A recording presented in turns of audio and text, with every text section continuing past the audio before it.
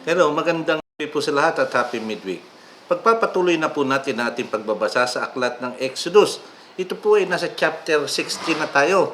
Kaya bago tayo magpatuloy, tayo po muna ay manalangin.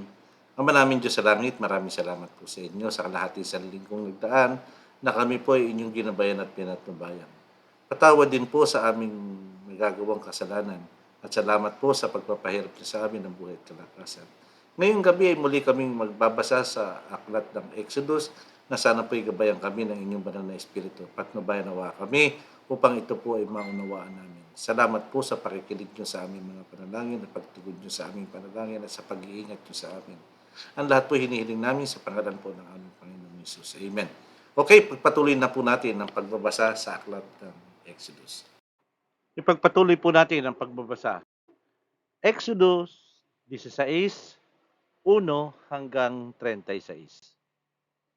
Mula sa Elim, nagpatuloy sa paglaklakbay ang mamamayan ng Israel hanggang sa makarating sila sa ilang ng Zin, na nasa gitna ng Elim at ng Sinai. Nakarating sila roon sa 15 araw ng 2 buwan mula nang lumabas sila sa Ehipto. Doon sa ilang nagreklamo ang lahat ng mga Israelita kina Moises at Aaron. Sinabi nila, mabuti pang pinatay na lang kami ng Panginoon sa Ehipto, doon kahit paano nakakakain kami ng karne at ang lahat ng pagkain na gusto namin. Pero dinala nyo kami rito sa ilang para patayin kaming lahat sa gutom. Pagkatapos sinabi ng Panginoon kay Moises, makinig ka. Magpapaulan ako ng pagkain mula sa langit para sa inyo. Bawat araw, mangunguha ang mga Israelita ng pagkain nila para sa araw na iyon. Sa ganitong paraan, masusubok ko kung susundin nila ang mga utos ko. Sabihin mo sa kanila na doblehin nila ang kukunin nilang pagkain tuwing kika-6 na araw ng bawat linggo. Kaya sinabi ni Moises at Aaron sa lahat ng mga Israelita, ngayong gabi malalaman ninyo na ang Panginoon ang naglabas sa inyo sa Ehipto, at bukas ng umaga makikita ninyo ang makapangyarihang presensya ng Panginoon, sapagkat narinig niya ang mga reklamo niyo. Sino ba kami para sa amin kayo magreklamo? Sinabi ni Moises, bibigyan kayo ng Panginoon ng karne na kakainin niyo sa gabi at bubusugin niya kayo ng tinapay sa umaga, dahil narinig niya ang reklamo o ang pagrereklamo ninyo sa Kanya. Hindi kayo nagrereklamo sa amin kundi sa Panginoon. Sino ba kami para sa amin kayo magreklamo? Sinabi ni na Moises at Aaron, sabihin ninyo sa buong mamamayan ng Israel na lumapit sila sa presensya ng Panginoon dahil narinig niya ang pagrereklamo ninyo. Habang nagsasalita si Aaron, sa buong mamamayan ng Israel, tumingin sila sa ilang, nakita nila na ang makapangyarihang presensya ng Panginoon sa ulap.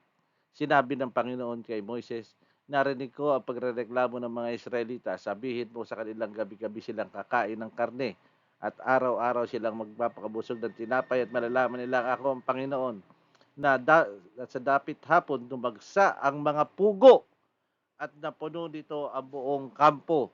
Kinamugahan basa ng hamog ang buong kampo. Nang mawala ang hamog ay nakita nilang maliliit na bagay sa lupa na puting-puti. Hindi nila alam kung ano yon. Kaya nagtanongan sila, ano kaya iyan? Sinabi ni Moises sa kanila, iyan ang pagkain na ibinigay ng Panginoon sa inyo para kainin. Sinabi ng Panginoon na ang bawat isa sa inyo mag-ipon nito ayon sa pangangailangan. Ang isang salop, bawat tao. Kaya manguha ang mga Israelita ng mga pagkain ito. Marami ang kinuha ng iba, habang ang iba naman ay kaunti lang.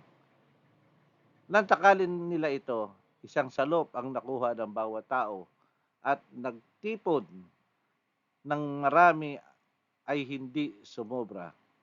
At ang nagtipon ng kaunti ay hindi naman nagkulang. Tama-tama lang ang nakuha ng bawat isa.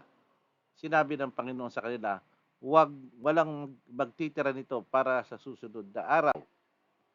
Pero ang iba sa kanila ay hindi nakinig kay Moses. Nagtira sila para susunod na araw, pero inuun ito at bumaho, kaya nagalit si Moises sa kanila. Ang titigas talaga ng ulo ng mga Israelita, ano po? Tuwing umaga nangunguha ang bawat isa ayon sa kanyang mga kailangan, at kapag uminit na natutunaw ang mga pagkain, hindi nila nakukuha. Sa ika-6 na araw, doble ang kanilang kinukuha. Ito po ay araw ng Biyernes. Mga 2 salop bawat tao, kaya pumunta ang mga pinuno ng mamamayan ng Israel kay Moises at nagtanong kung bakit doble. Sinabi ng Moises sa kanila, inutos ng Panginoon na magpahinga kayo bukas. Ito po'y araw ng Sabat, dahil araw ng pamamahinga na banal na araw para sa Panginoon. Kaya lutuin ninyo ang gusto ninyong lutuin at italaga ang gusto ninyong italaga. Ang matitira ay ilaan para bukas. Kaya tinira nila ito para sa susunod na araw ayon sa iniutos ni Moises. At nang sumunod na araw, hindi ito inuod o bumaho. Sinabi ni Moises sa kanila, kainin niyo yan ngayon. Dahil ngayong araw ng pamamahinga para sa Panginoon, ito po yung araw ng Sabat. Wala kayong makikita niyan ngayon. So, hindi uulan ng mana. Mana po ang tawag dito. Makukuha kayo ng pagkain ito sa loob ng 6 na araw, pero sa 7 araw ay Sabat o magpapahinga kayo. Sa araw na iyon ay wala kayong makukuhang pagkain. May mga tao pa rin lumalabas para makuha, ang titigas talaga ng ulo, manguha para pagkain sa 7 araw, pero wala silang makita. At sinabi ng Panginoon kay Moises, hanggang ba kayo susuwayin ng mga taong ito ng pagkain ng taong ito ng aking mga utos at katuruan? Alalahanin niyo ang binigay ko kayo sa araw ng pamahinga, kaya tuwing ika-6 na araw ay dinodoble ko ang pagkain ninyo. Dapat manatili sa bahay niya ang bawat isa sa 7 araw, walang lalabas para kumuha ng pagkain. Kaya magpahinga ang mga tao sa 7 araw. Ito po ay inuulit ko, ito po ay araw ng Sabat. Tinawag na mana ng mga Israel ang pagkain para itong maliliit at mapuputing at malilinis at matamis, kagaya ng manipis na tinapay na may pulot. Ito po ayon sa pag-aaral, ito po pagkain ng mga anghel. Sinabi sa kanila ni Moises, ipinag-utos ng Panginoon na magtago kayo ng isang salop na mana para sa susunod pang mga henerasyon, para makita nila ang pagkain binigay sa inyo sa ilang nang inilabas kayo sa Ehipto. Sinabi ni Moises kay Aaron, kumuha kayo ng sisidlan at lagyan ng isang salop na mana, pagkatapos ilagay niyo ito sa presensya ng Panginoon para sa susunod pang henerasyon. Sinunod dito ni Aaron. Ayon sa sinabi ng Panginoon kay Moises, sinilagay ni Aaron ang mana sa kahon ng kasunduan. Ito po sa tinatawag na Ark of the Covenant. At sabi, sa kahon ng kasunduan para maitago. Kumain ang mga Israelita ng mana sa loob ng 40 taon hanggang sa makarating sila sa lupain ng Kanaan. Bawat araw, nag-iipon ang bawat isa sa kanila ng isang omer na mana, mga isang salop. Siguro ang laki nito. Napakaganda, ano po. Nakita niyo mga kapatid, mga kapamilya ko, ano ang ginawa ng Panginoon sa kanyang bayan.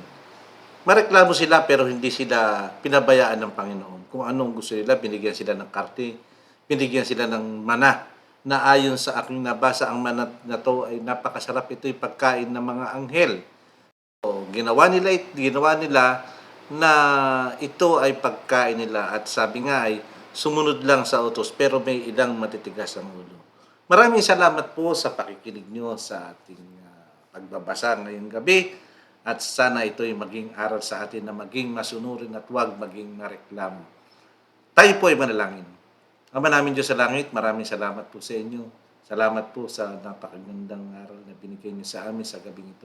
Nawa, Ama, kami po ay matutong hindi maging mareklamo at matutong sumunod sa inyong kalooban. Salamat po at sana po ay gabayan pa po kami ng inyong mapagbiyayang pagmamahal sa amin sa kalahati pansanlinggo, at sana po ay kami ay inyong gabayan at patnubayan pa. Biyaya at pagpapala muli ang hinihiling namin sa inyo, at ang lahat po hinihiling namin sa pangalan po ng aming Panginoon Jesus. Amen. Okay mga kapatid, sa darating na Biyernes, ako po'y samahan niyo muli At tayo po magbabasa sa susunod na aklat. Maraming salamat po at happy midweek sa lahat.